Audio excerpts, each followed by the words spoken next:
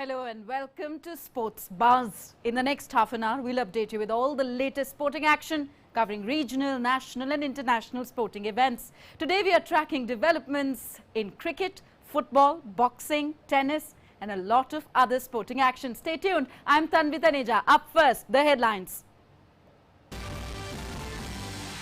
Indian women cricket team all set to play their first ever pink ball day-night test match against Australia in Brisbane beginning tomorrow.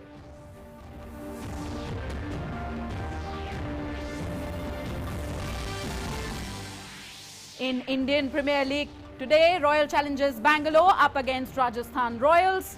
RCB under Kohli's leadership will try to beat Rajasthan Royals to secure a place in the playoffs, while Rajasthan must win this match to stay in the playoffs race. Mumbai Indians registered their first victory in the UAE leg of IPL yesterday, beating Punjab Kings by 6 wickets to stay in the hunt to make to the playoffs. With the win, Mumbai Indians all-rounder Kiran Pollard created history by becoming the first player to complete 10,000 runs and 300 wickets in T20 cricket. In Champions League, Liverpool register a big 5-1 win over FC Porto. French club Paris Saint-Germain beat Manchester City 2-0. Messi scores his first goal for PSG, and in their debut Champions League stint, Sheriff Tiraspol defeat Real Madrid.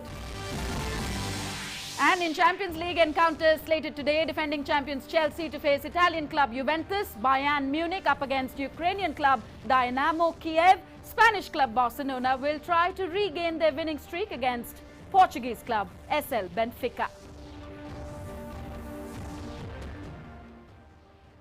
Indian women will play their first ever pink ball day-night test match during their tour of Australia. For those of you who follow the game of cricket closely, you will agree with me that the pink ball tends to skid more and it moves a lot under lights, and hence it would be interesting to see how the opening batters Smriti Mandhana and Shafali Verma adjust to the conditions. India last played Australia in a test match in Adelaide in 2006.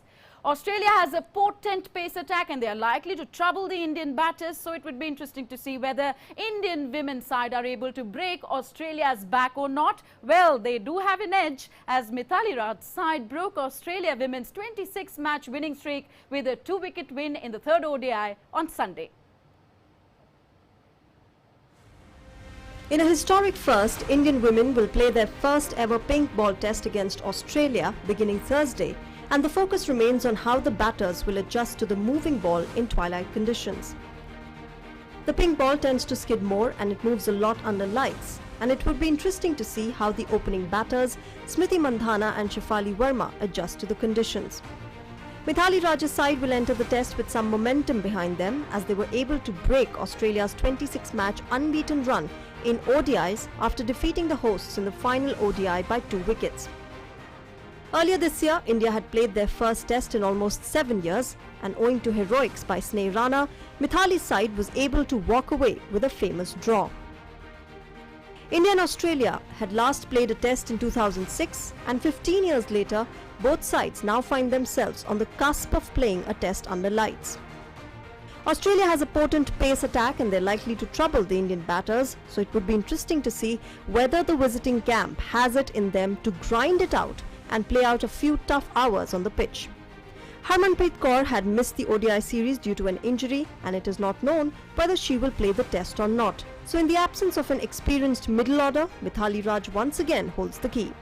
Dipti Sharma performed nicely in the test against England, and she would look to continue with her form in the longest format.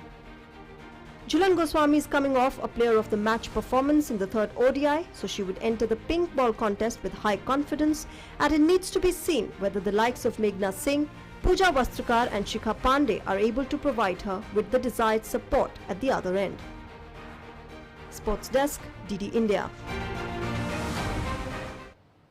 So first ever pink ball day-night test match for Indian women cricket team. It starts tomorrow in Brisbane. And in news just coming in, Mithali Raj, India women's test and ODI skipper, has confirmed that our star batter Harmanpreet Kaur won't be available for selection for the upcoming pink ball test against Australia due to a thumb injury. She had sustained this injury a few days ahead of the first ODI and consequently missed the 3-match ODI series as well, which the hosts won by 2-1. Harmanpreet played in the test against England in June. She returned with scores of 4 and 8 and has been out of form for a while. So Harmanpreet Kaur is out of the side of Indian women cricket team up against Australia in the day-night first pink ball test match. Now we'll give you IPL updates. Mumbai Indians beat Punjab Kings by 6 wickets at the Zayed Cricket Stadium in Abu Dhabi last night. Put into bat first, Punjab posted a score of 135 runs for the loss of 6 wickets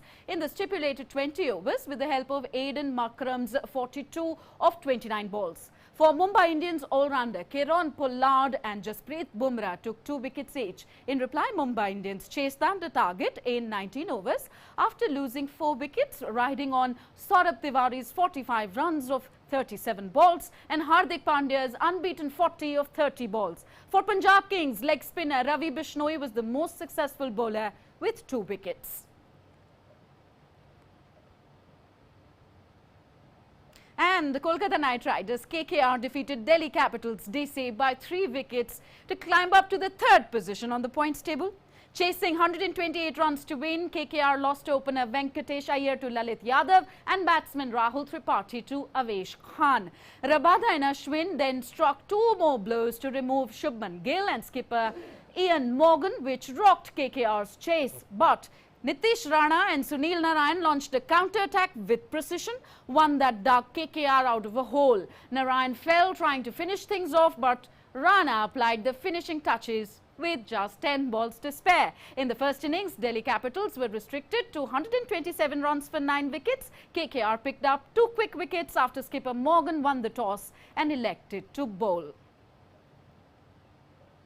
And in today's IPL fixtures, Royal Challengers Bangalore will face Rajasthan Royals. A confident RCB, after thrashing defending champions Mumbai Indians, will be aiming to maintain their winning streak when they take the field against Rajasthan Royals. RCB, led by Virat Kohli, have 12 points from 10 matches and their place in the playoffs will be almost confirmed if they defeat Rajasthan Royals. Royals, on the other hand, have 8 points from 10 matches and it will be no less than a do-or-die situation for them in today's match against RCB.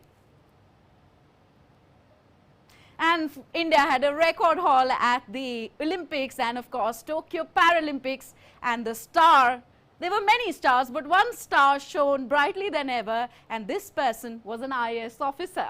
Well, you've guessed it right. The IAS committee in New Delhi felicitated badminton player Suhas L. Yatiraj, who won a silver medal in Tokyo Paralympics. Suhas L. Yatiraj is an IAS officer and is currently working as district magistrate of Noida. On this occasion, Olympic gold medalist Neeraj Chopra, who is now also fondly called the Golden Boy, was also honoured for bagging Olympics gold medal. Union Sports Minister Anurag Singh Thakur congratulated Suhas Yatiraj through a video message and said that he will be an inspiration for many, many people in the times to come.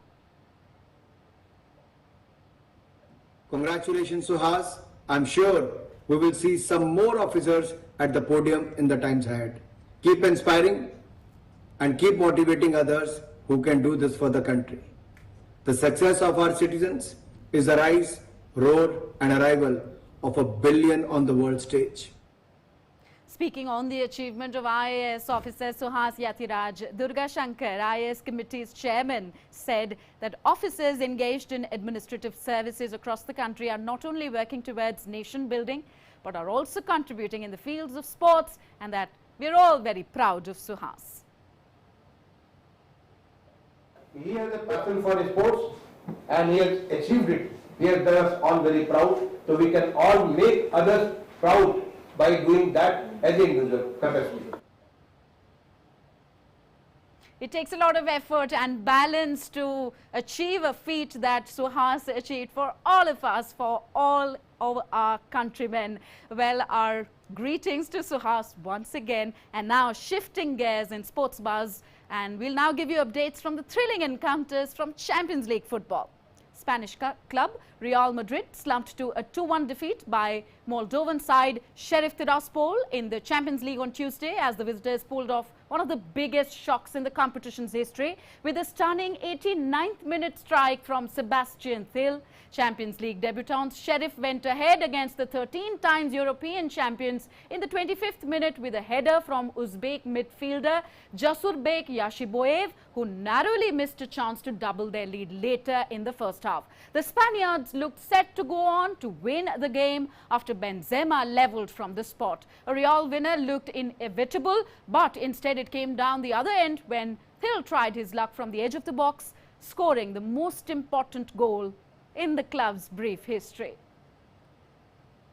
And Lionel Messi scored his first Paris Saint-Germain goal in a stunning fashion as they beat Manchester City in an enthralling Champions League group game. Messi, making his fourth appearance for PSG since leaving Barcelona, ran from the halfway line before playing a 1-2 with Kylian Mbappe and leaving Edison rooted to the spot with a lovely 20-yard shot. That was his 7th goal in 5 Champions League games against teams managed by Pep Guardiola, his former Barcelona boss, and his 7th goal against City.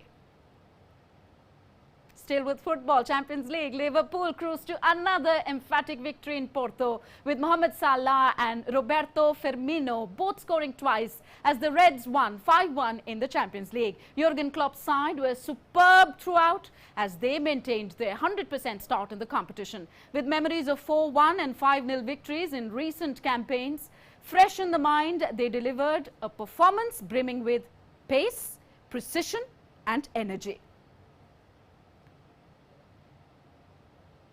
In Tuesday's other Group B fixtures, Luis Suarez scored a stoppage time penalty as Atletico Madrid won 2-1 at AC Milan. Atletico Madrid striker Luis Suarez scored a winning penalty in the 7th minute of stoppage time against 10-man AC Milan in the Champions League. The hosts played with 10 men for 68 minutes as Frank Kessie was sent off following a second yellow card. Atletico's victory ensured that they moved up to the 2nd position in their group, 2 points behind unbeaten Liverpool. AC Milan are now winless in 6 successive European matches for the first time, while 4 of Atletico's past 5 matches in all competitions have seen a red card. Moving on, Daniel Malane scored the winner as Borussia Dortmund beat Sporting Lisbon 1-0 on Tuesday to strengthen its bid to qualify from its Champions League group. Dortmund began the game without star striker Erling Haaland, who watched from the stands with a muscle problem, and other injured players including defensive midfielder Emre Can and American forward Gio Reyna. Dortmund was boosted by the return of captain Marco Rios back in action after his own injury, but that was almost immediately cancelled out when midfielder Mahmoud Dahoud limped off in the 4th minute. Dortmund's Jude Bellingham became the youngest player with 10 Champions League starts at the age of just 18 years. And in the Champions League encounter slated today, defending champions Chelsea will face Italian club Juventus. On the other hand, German club Bayern Munich will face the challenge of Ukrainian club Dynamo Kiev. Spanish club Barcelona, having lost the first match, will look to regain their winning streak against Portuguese club SL Benfica. Details of all these lineups scheduled today in our next report.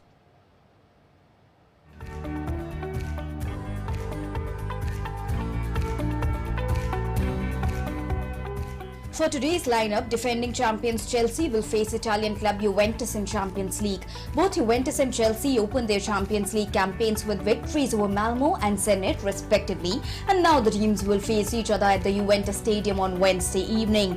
Chelsea won the Champions League last term with some quiet, incredible coaching from Thomas Tuchel, although a dismal display in a 1-0 defeat to Manchester City on Saturday has rocked the confidence. Romelu Lukaku will make his return to Italy for the first time since leaving Inter, and Juventus's defense will know more than most what they will be in for going up against the Belgian. The Italian side will pack their midfield for the visit of the Blues, which could make it difficult for Timo Werner to have any success with runs in behind. Although injury problems are going to make Massimiliano team selection difficult with Arthur Melo, Alvaro Morata, Paulo Dybala and Adrien Rabiot all out. Chelsea, meanwhile, will be without N'Golo Kante, who has tested positive for COVID-19. Both the teams haven't met since 2012 when the Blues suffered a 3-0 defeat which saw them eliminated at the stage group despite being holders, and Tuchel will be looking for results to avoid a similar outcome this time around. In another match, informed Bayern Munich will face the Ukrainian club Dynamo Kyiv. Dynamo Kyiv will seek to pull off the shock of all shocks when they travel to Bayern Munich for Wednesday's Champions League Group E battle. German club Bayern, who last won the Champions League title in 2020, defeated Barcelona 3-0 in their first match this year. At the same time, in Bundesliga 2, they remain at the top with brilliant performance. Thomas Müller's first half opener preceded a second half praise from Robert Lewandowski as Bayern's quest for continental glory began in perfect fashion, and that was just the latest in a long line of 6 winning run across all tournaments. Bayern were forced to play nearly an entire half of their Bundesliga encounter with Greuther fourth with 10 men after Benjamin Pavard's sending off, but strikes from Müller, Joshua Kimmich and an own goal from Sebastian Griesbeck propelled the Bavarians to a 3-1 win on last Friday. Das erste Mal, dass ich das jetzt höre, dass wir jetzt großer Favorit sind. Natürlich war der Sieg gegen Barca gut, war wichtig, auch in der Höhe. Aber nichtsdestotrotz steht morgen ein anderer Gegner da, der uns wieder versucht, das Leben schwer zu machen. Deswegen müssen wir da von vorne wieder voll motiviert sein, voll da sein, wieder die gleiche Gier haben, das Spiel zu gewinnen, und das müssen wir erstmal schaffen.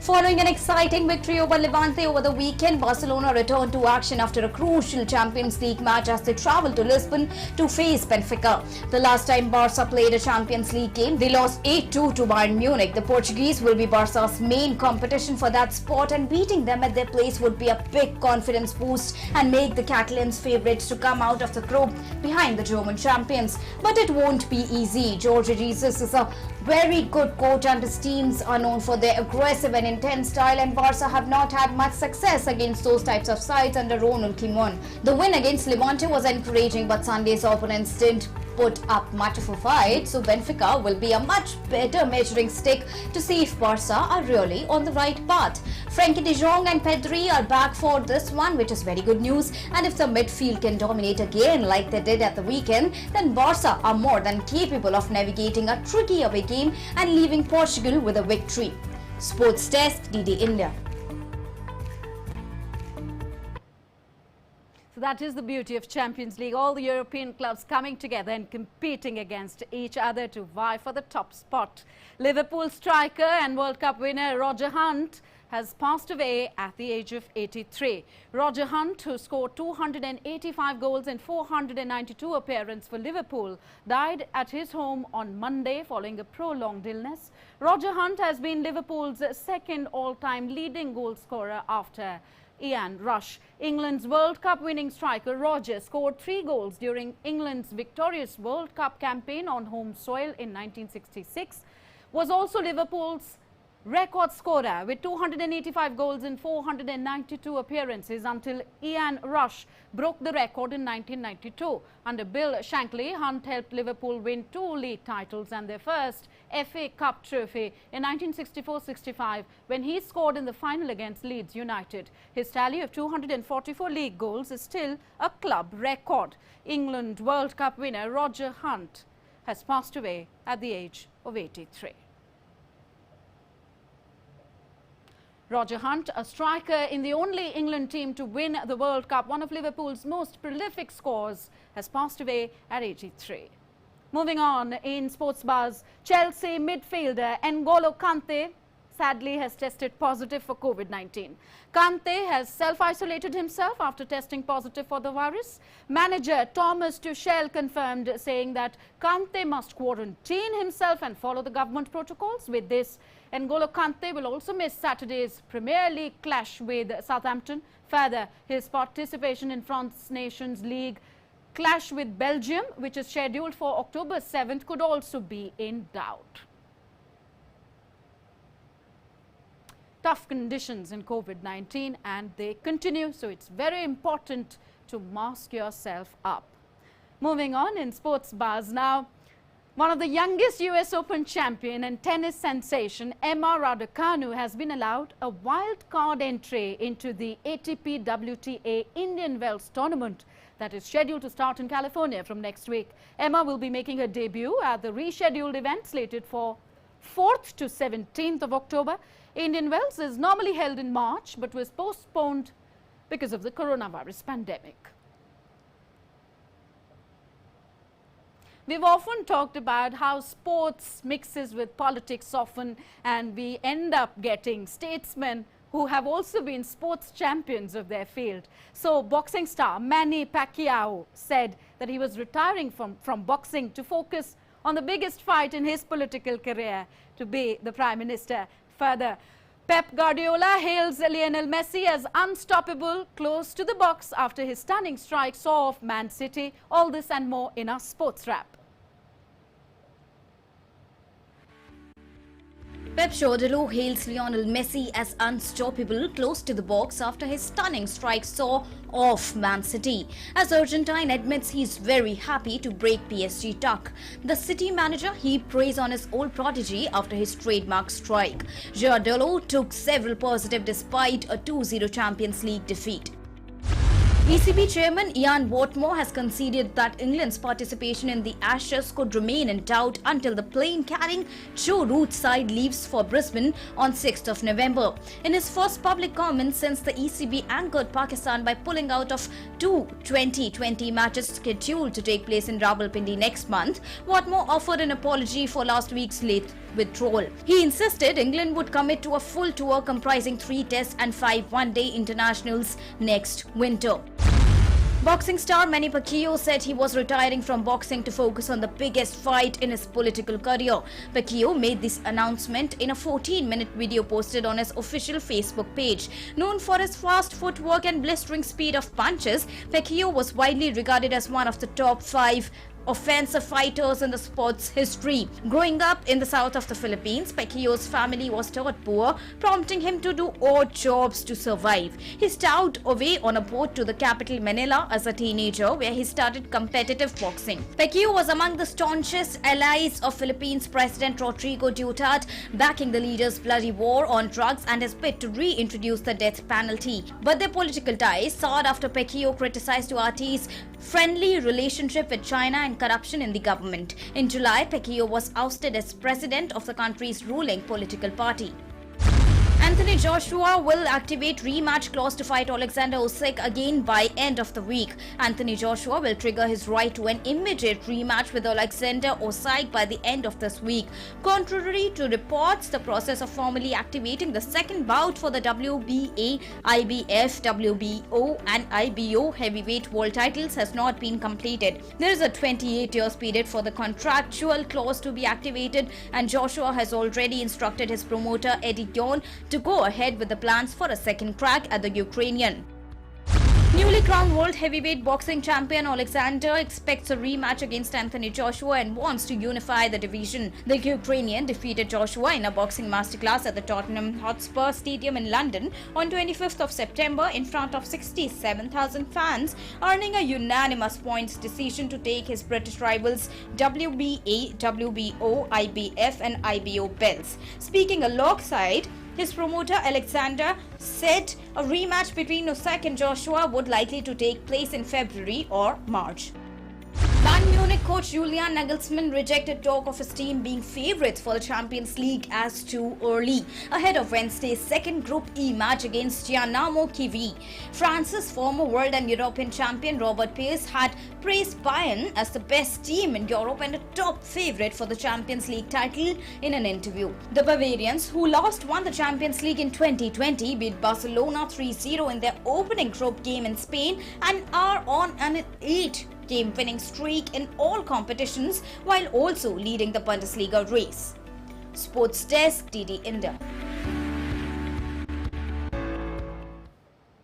So COVID-19 pandemic brought the world to a standstill. We all know matches were cancelled, sports stars could not practice in fields, and of course movies were also not being released in theatres. And why we are talking about movies? Because latest Bond flick, No Time to Die, was released yesterday, and it got rave reviews from critics. So why we're talking about the movie? Because Emma Raducanu also attended the premiere of, at the Royal Albert Hall, where this Bond flick No Time to Die was released, wearing a white and silver suit, a stunning suit, a symmetrical gown. The 18-year-old Briton joined film stars and celebrities at the screening of No Time to Die at the Royal Albert Hall. Raducanu stunned the tennis world at the US Open earlier this month when she became the first qualifier to win a Grand Slam when she beat fellow teenager Leila Fernandez of Canada in straight sets. Raducanu won the title without dropping a set, climbing more than 100 places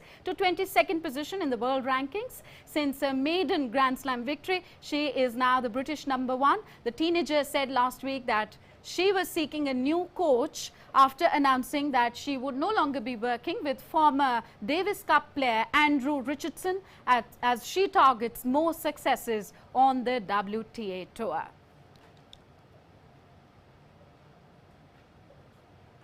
Emma Raducanu looking very stunning there at the premiere of No Time to Die in Royal Albert Hall, London. And now, as we wind up this edition of Sports Buzz, let's take a quick look at the headlines we are tracking at this hour. Indian women cricket team all set to play their first ever pink ball day-night test match against Australia in Brisbane beginning tomorrow.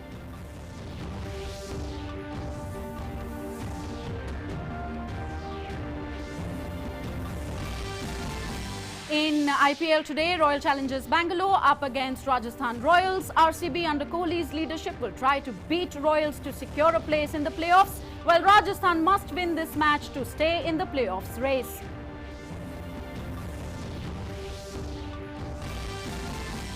Still with IPL, Mumbai Indians registered their first victory of the UAE leg, beating Punjab Kings by 6 wickets to stay in the hunt to make the playoffs. With the win, Mumbai Indians all-rounder Kiran Pollard creates history by becoming the first player to complete 10,000 runs and 300 wickets in T20 cricket. In Champions League football, Liverpool registered a big 5-1 win over FC Porto. French club PSG beat Manchester City 2-0. Messi scores his first goal for PSG, and in their debut Champions League stint, Sheriff Tiraspol defeat Real Madrid. And in Champions League encounters today, defending champions Chelsea to face Italian club Juventus, Bayern Munich up against Ukrainian club Dynamo Kiev. Spanish club Barcelona will try to regain their winning streak against Portuguese club SL Benfica. So that's it in this edition of Sports Buzz. Hope you enjoyed watching our show as much as we like presenting it to you. Until we meet next, it's goodbye from all of us here. Thanks for watching. Namaskar.